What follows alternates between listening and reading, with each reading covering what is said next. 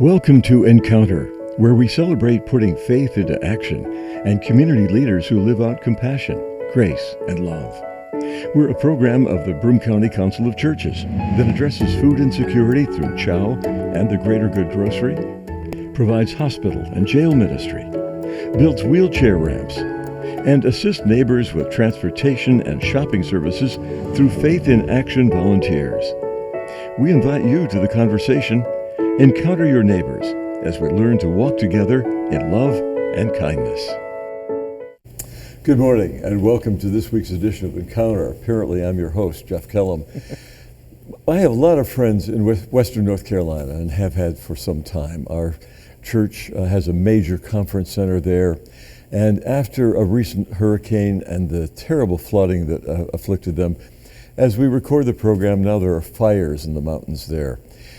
The environmental crisis is causing more hurricanes, longer hurricane season, more intense tornadoes, and more of them around the country. If you watch the weather forecast, you see the terrible visuals and graphics of these storms on the maps. Well, imagine what happens to the map of the heart when it strikes home or you've lost your home.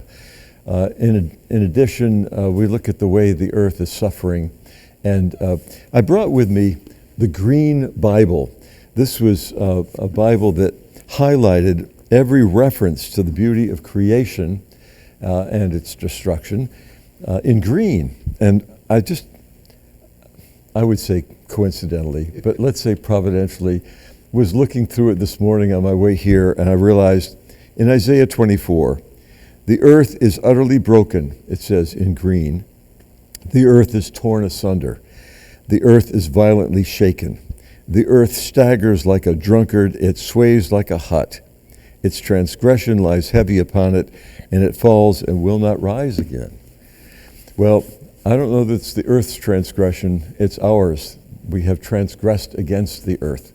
Seems like the wrong time to draw back environmental programs that would keep us from the destruction that comes with global warming. My guest today is Bruce Gillette. He is the parish associate at the First Presbyterian Union Church of Owego. There you go. Man, my wife used to be the organist there. I should know the name of the church by now. And Bruce is with Presbyterians for Earth Care, and is the recently retired moderator of that national group. Yeah. So we're going to talk a little bit about some ways that we should approach as individuals and as faith communities should approach this issue of environmental care. Bruce, on the way in, I gave you a ride in my e-car. I enjoyed it. It was wonderful. And I wondered, we talked about what led me into my interest in jazz. What led you into your interest in earth care? How did that become kind of a special passion of yours? I was a Boy Scout. There you go. Always enjoyed the outdoors, and we were blessed to go camping at the Jersey Shore and up in the mountains and all over the place, and just grew in my appreciation of God's creation. Yeah. And in my first church, I was in Sussex, New Jersey, all the way at the top of the state, I was within 10 minutes of the Appalachian Trail. So, beautiful region, not what people normally associate with New Jersey. And then we went, after 9 years there, my wife and I, she's also a minister, went to Pittman, New Jersey. And Pittman was the #1 Superfund cleanup site for the EPA. They had a landfill upstream that ended up polluting a major resort lake in the community of Pittman, resulting in cancer and all kinds of problems. And so there was a heightened sensitivity to the problems where we unfortunately mess up with creation and how it has a ripple effect on people. Right. So we were there for 10 years and then went to northern Delaware, and that was the time where there was increased awareness of climate change. Al Gore's movie, The Inconvenient Truth, had come out. And our church there wanted to find ways to care for God's creation And we were close to the University of Delaware, and so there were all kinds. There was one professor who won the joint Nobel Prize for being part of the Intergovernmental Panel on Climate Change. And so we had incredible expertise in the area. An editor of the international magazine on solar energy, and we became the first congregation in the entire state to get solar panels on our sanctuary roof. Right. And that drew a lot of people. You know, it was a form of evangelism that I hadn't planned on. Sure. And so we developed programs, and I was invited to speak around the country about such things. And I ended up proposing in the National Constitution, the Book of Order, a simple phrase to be part of the job description for all church members, which would include caring for God's creation. You know, there's studying the Bible, there's worship, there's loving your neighbor. That's one of the 12 marks of membership in the Presbyterian Church. Right. And a few years ago, I was elected to the steering committee and then somehow ended up being the moderator for the organization. Right, and the organization, once again, is Presbyterians for Earth Care. You mentioned the Appalachian Trail. I've been on that trail and have hiked it with teenagers and with my son, and you know, you struggle up to the top of the mountain and then look out over the vistas, and you realize what a beautiful, beautiful creation we are gifted with. And then you picture it now if you go up and see the fires over here and the fires over there. When we talk about the influence of global warming, I shared with you that I once had a church member who admitted that global warming was an issue, but denied that human beings had anything to do with it. He assumed it was something that happened every few thousand years to the Earth. But we human beings have created it. Is it? There's overwhelming consensus that we have. There have been folks that have denied it, like any scientific study, but if you go to Wikipedia and look up climate change and global warming, and there's a whole article on the scientific consensus. People can tweak such things, but I always look at the footnotes, you know, and the links. And every major scientific organization, including ones that are directly involved with the fossil fuel industry, have acknowledged the reality of climate change. Yeah. I mean, it's a given. And I can just think of, you mentioned North Carolina, I also have friends in the Asheville area that just was devastated. Yeah. And this is miles from the ocean. I mean, it came inland and they had never seen it, that level of destruction. Yeah. Well, I also have two cousins in Southern California, and the wildfires there in the last few months have been so severe that they are providing hospitality, housing for friends that lost their homes. Mm-hmm. I remember 2 summers ago, we had the horrendous smoke from the wildfires in Canada. Yes. You know, and the air quality there, the reporter from the National Weather Service in Binghamton said there was this orange. He said it was we looked outside like it was the surface of Mars. It was so bad, the air pollution. Last summer, our church looked at the weather forecast, and we became a cooling station for people who didn't have air conditioning in their homes. So the extreme weather is very much here, and unfortunately, it's not going away. One of the things that we want to do in the next few minutes is to talk about our response. Mm-hmm. And you think, I'm one person. What can one person do? You know, that happens in my house when I think, I'm doing all this recycling. What difference does it make? And then I think, well, but I have to. It's for me as well as for the environment. And so, we recycle very carefully. But there are ways that individual homes can do their part, but individual families, but also churches or faith communities of any kind can also respond in some very positive ways. Tell me about this book that you brought. This is the second edition of a book. Let me see it.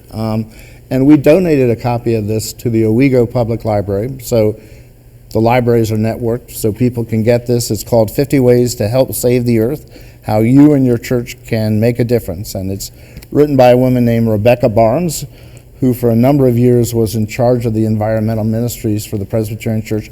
She now is the director of the Hunger Program, and that's one of the offices underneath that. But it's just an idea book, both what we can do as individuals and as churches. And little things do add up. I remember I was part of a Rotary when I was in New Jersey, and I heard a dietitian give a lecture.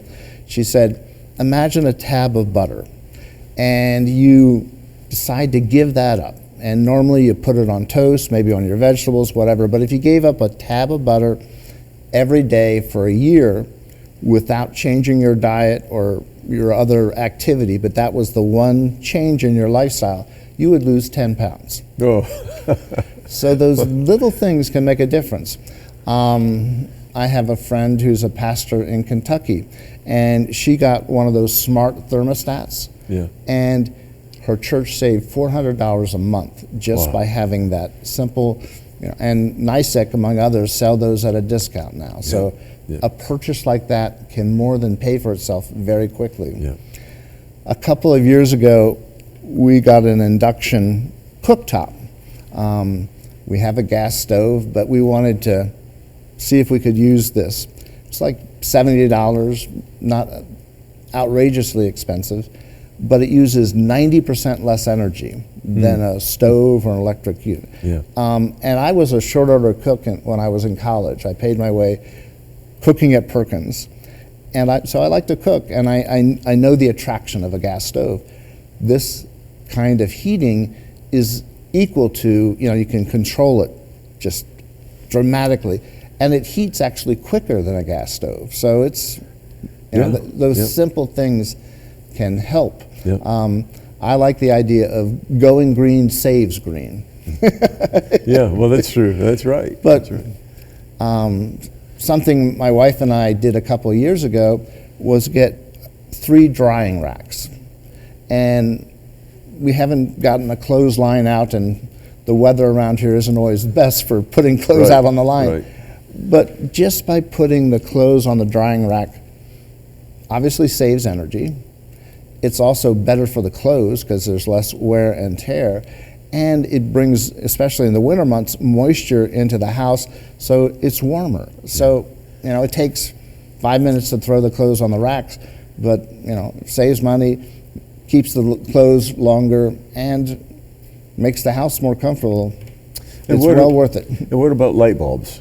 Light bulbs have continued to change. A few years ago, we had LEDs were like the be-all, end-all.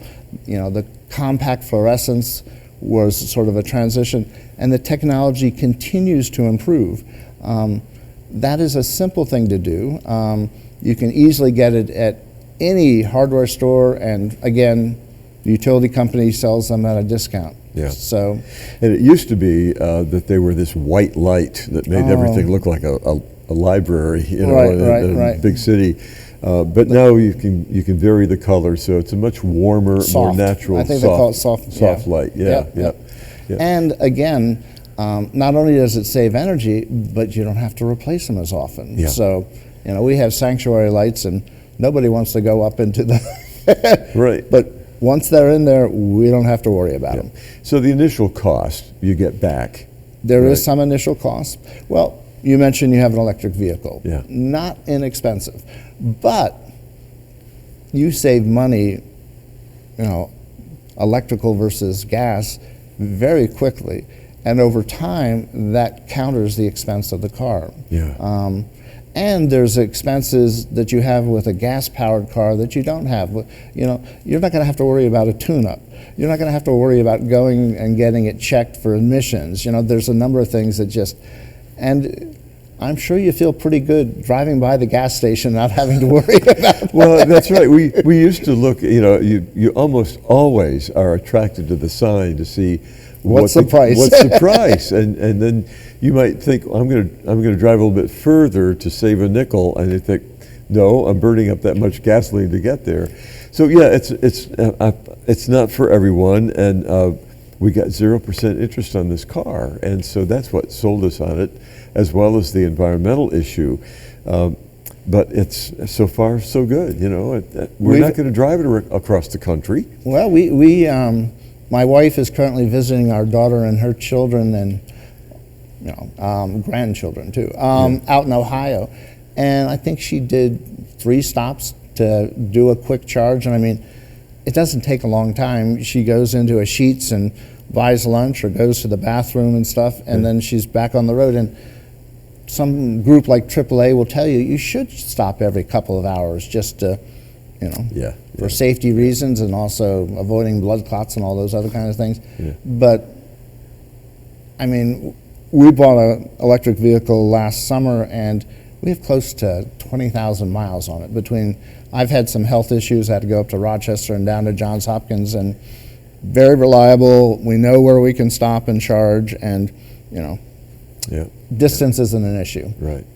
Our guest today on Encounter is the Reverend Bruce Gillette, who is the parish associate at the First Presbyterian Union Church in Owego, and is also the retired now moderator for Presbyterians for Earth Care. We're talking about saving the environment.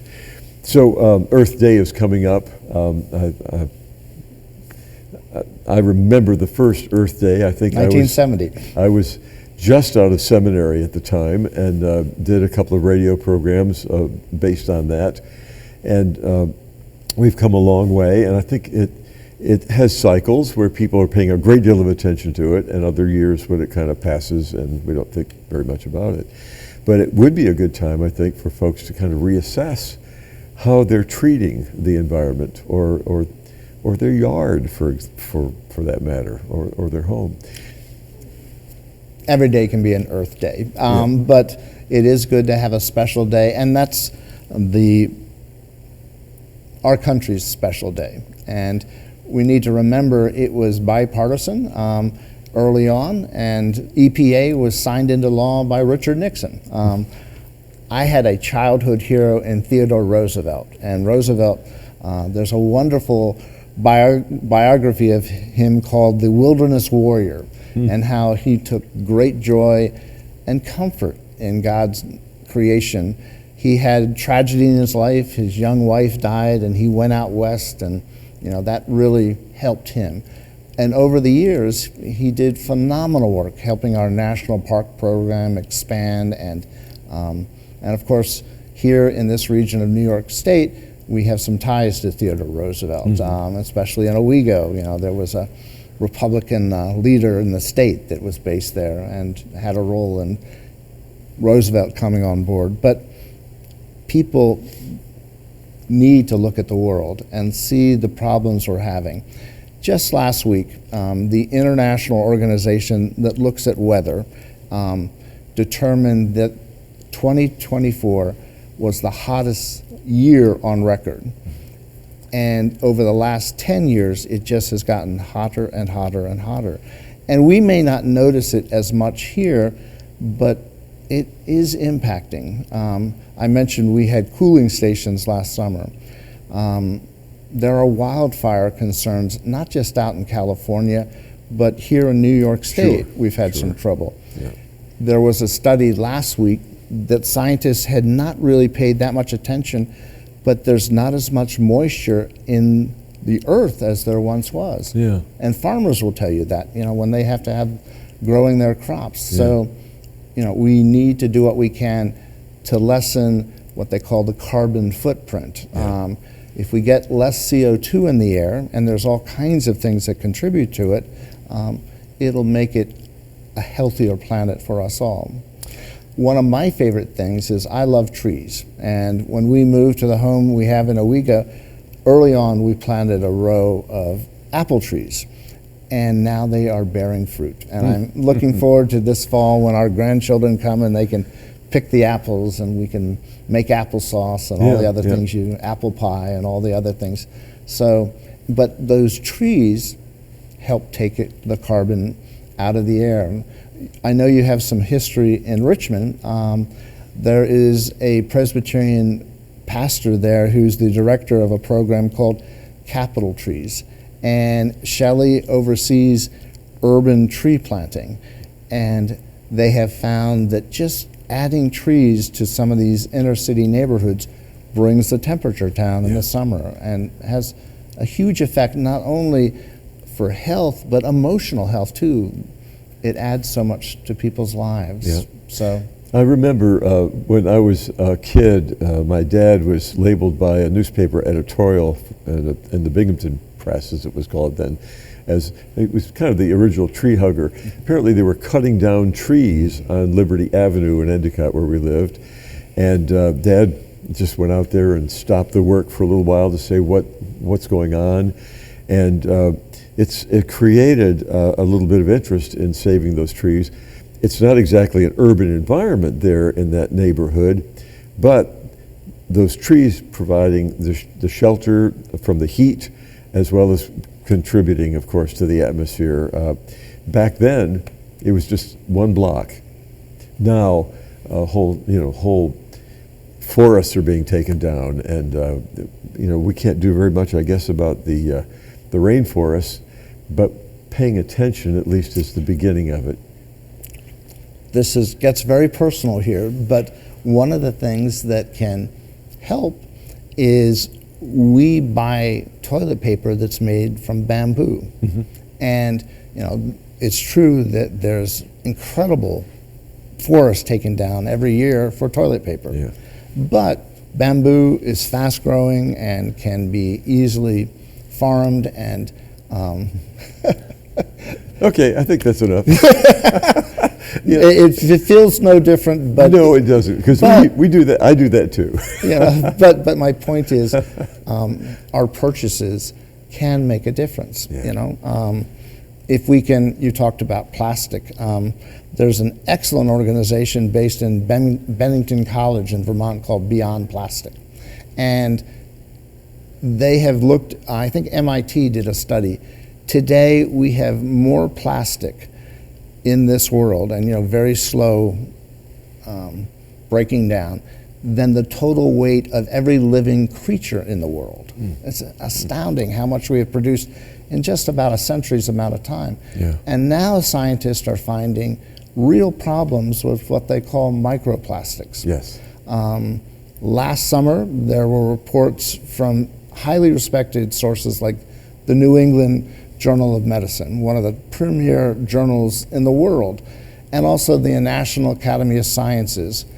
They found these microplastics are contributing to people having heart attacks and strokes.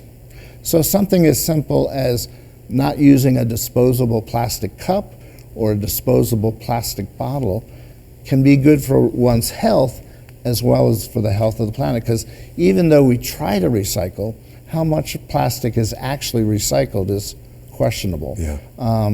So simple things like that. I mean, I have a glass water bottle that has a plastic exterior to it, and it just frankly tastes better than water coming out of plastic. Right. Yeah, I have a friend, another Presbyterian pastor, in fact, who is trying her best to not use plastic. She's trying to buy every product she can that's not in a plastic container. No, it isn't.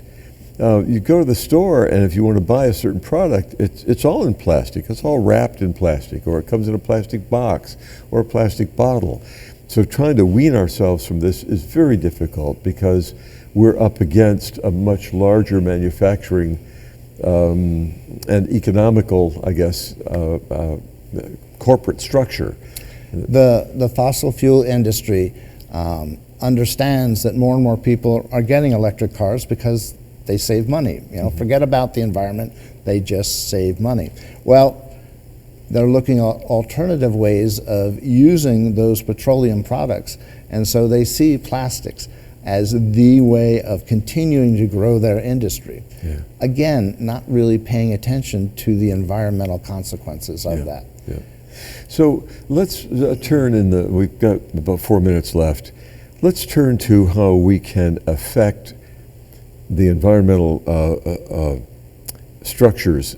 Well, that's not the word I wanted to use, but how do we get the word to our representatives, our congresspeople? Because it seems like they're not paying as much attention to it as you and I sitting on this set. Well, I think they need to know that this is something the population is concerned about.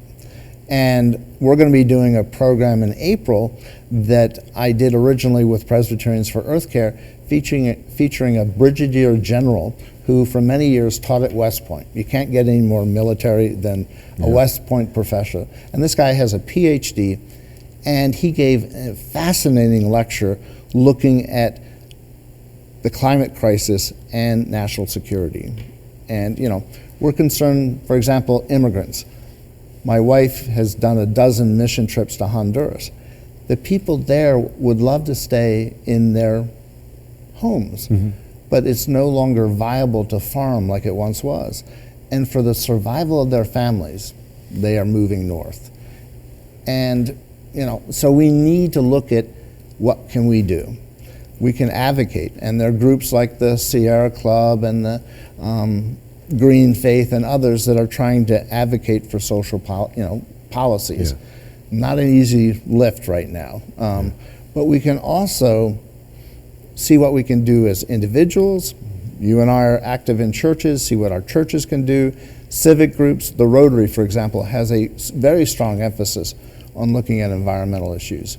So on multiple levels, we can educate people. Like I said, we put this book in the library, but people will find that there are things they can do. Yep. And high on the list is lowering our energy use so that that doesn't contribute to the continuing extreme heat that we're having. Yeah. And one person and another person and another person, and around the world people understand it. We used to use that term, each one teach one, and this is very similar. Sure. Each person can influence another. Hand me that book quickly as we close the program.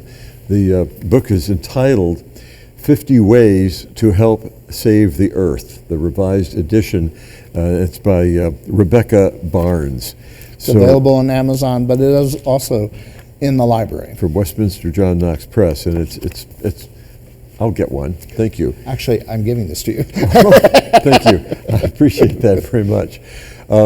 Our guest today has been the Reverend Bruce Gillette, who is the Parish Associate at the First Presbyterian Union Church in Owego.